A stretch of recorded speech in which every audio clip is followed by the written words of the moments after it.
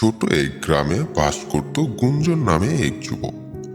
সে একটি ছোট দোকানে কাজ করত, তাই তার দোকানে আয় বেশি ছিল না।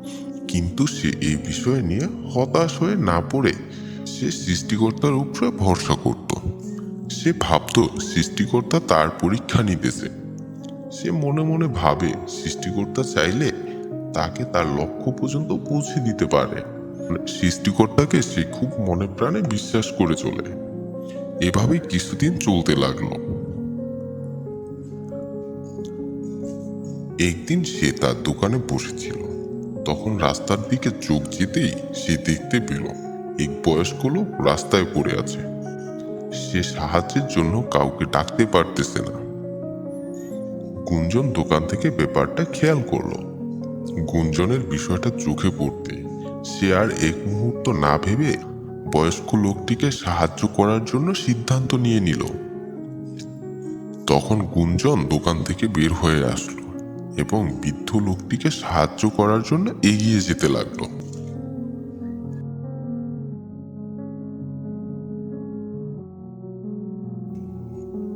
গুঞ্জন বৃদ্ধ লোকটির কাছে গেল এবং বৃদ্ধ লোকটির খারাপ অবস্থা দেখে তুলল। গুঞ্জন তখন বুঝতে পারল বৃদ্ধ লোকটির খাবার ও বিশ্রামের প্রয়োজন রয়েছে। গুঞ্জন তখন বৃদ্ধ লোকটিকে তার দোকানের দিকে নিয়ে আসলো এবং দোকানের সামনে বসতে দিল। তখন সে বৃদ্ধ লোকটিকে নিজের খাবার দিয়ে দিল। বৃদ্ধ লোকটি খাবার খেয়ে বিশ্রাম নিয়ে সুস্থ হয়ে গেল। সুস্থ হয়ে বৃদ্ধ লোকটি বলল, আজ তুমি না থাকলে বাবা আমার যে কি হতো শুধু সৃষ্টিকর্তাই জানে। তুমি থাকাতে এই যাত্রায় আমার রক্ষা হলো। তোমাকে অনেক ধন্যবাদ বাবা। ভগবান তোমার মঙ্গল করুক।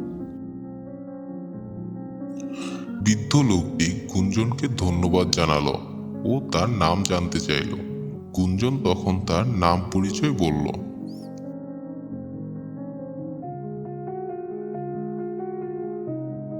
কিছুদিন পরে বৃদ্ধ লোকটা গুঞ্জনকে তার বন্ধুর বড় একটা দোকানে চাকরি দিয়ে দিলেন। এতে গুঞ্জনের জীবন পরিবর্তন হয়ে গেল।